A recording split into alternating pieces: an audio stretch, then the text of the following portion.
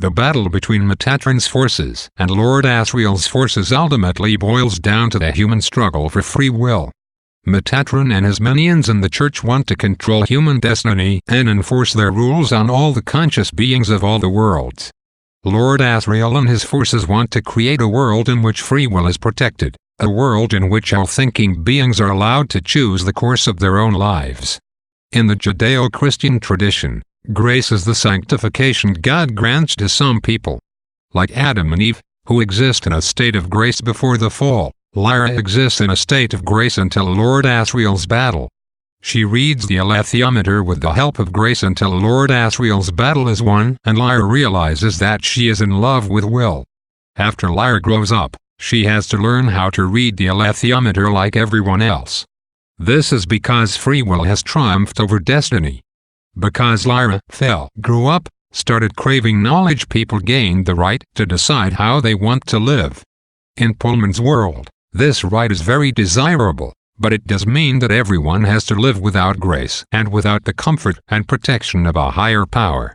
The most offensive thing about the church and his dark materials is its relentless quest to ensure ignorance.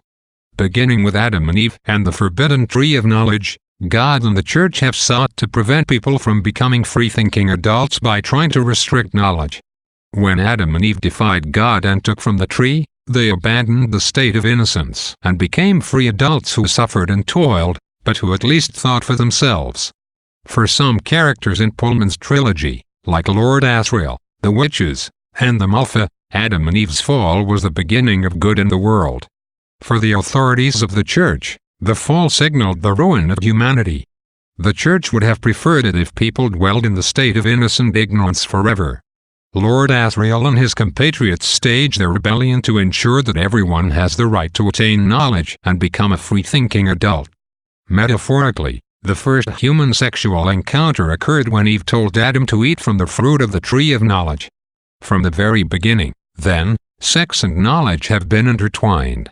The Church of Pullman's fiction particularly objects to sexual knowledge and seeks to curtail sexual activity in an attempt to prevent adults from becoming independent thinkers. Lyra's fall, the proto-sexual encounter she has with Will in the world of the Malfa, badly damages the aims of the Church. In engaging in a sexual relationship with Will, Lyra chooses to grow up and abandon the innocence of her childhood.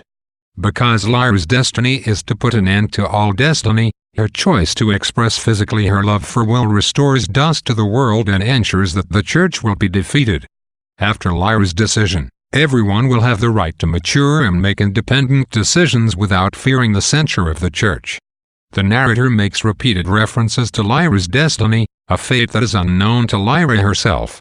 It is said that Lyra is preordained to put an end to destiny forever.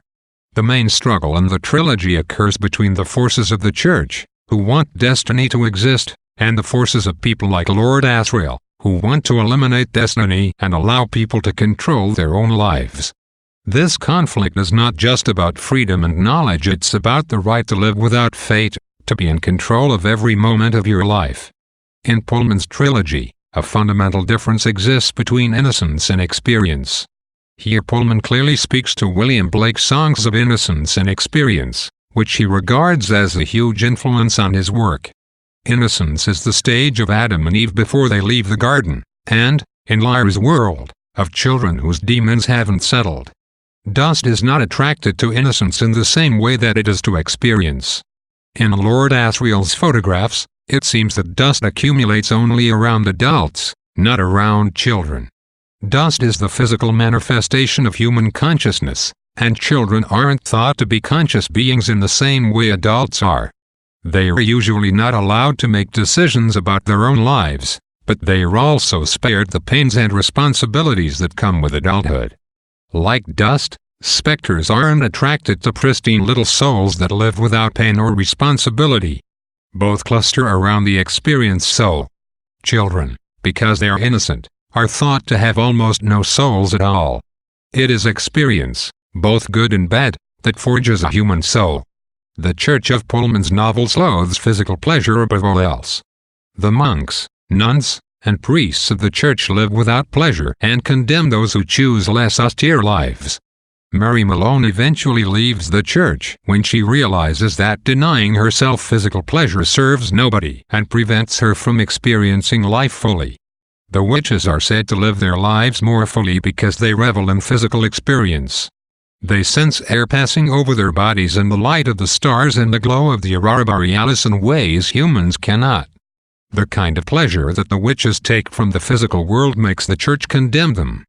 Pullman reinforces the importance of physical pleasure by making Will and Lyra's physical pleasure the tonic that saves the world. Demons, the external expressions of people's souls, take forms that symbolize their owner's character. Witches' demons, for example, take the form of birds. This form represents, most literally, the witch's ability to fly. It also represents the witch's freedom from the constraints of society. Demons also represent their owner's strength or weakness. Someone who can separate from his or her own soul is someone who has great power and a strong will. Witches are able to stay far away from their demons without harm. John Pottery and his demon, Cyancotter, have the same ability. Cyancotter can fly far away without causing pain to either himself or Pottery. Separating from one's demon is a painful task, as Lyra finds out on the banks of the river of the world of the dead. Leaving their demons behind is a difficult coming-of-age ritual for the witches. Because his dark materials is in some ways a retelling of Adam and Eve's fall from grace, Pullman stresses the symbolism of feeding one's lover as Eve fed Adam. For Mary, Lyra, and Will, receiving food symbolizes physical pleasure and mental maturity. When Mary was a teenager, a boy fed her a piece of marzipan. Like Adam and Eve, she realized how sweet the food and the sensation were and realized that she should not stifle her physical urges. Similarly, when Lyra and Will are searching for their demons after they have escaped into the world of the Malfa, Lyra feeds Will a piece of fruit and they kiss. It is this reenactment of the fall through one lover feeding another that heals the world. The aurora borealis, the beautiful play of lights that stretches across the sky in the northern reaches of Lyra's world and our own, has always intrigued Lyra. The lights reveal the flimsiness of the layer that separates worlds. Though she's had experience with ghosts at Jordan College, Lyra's vision of the strange shifting lights of the aurora borealis are the first hint she has that something much bigger than her life in Oxford might exist. The witches play in the lights and angels pass between worlds in places like the aurora, where the layers between worlds are thinner. It is beneath the aurora borealis that Lord Asriel opens up a breach into another world by killing Roger. In the light of the aurora borealis, dust is also more visible,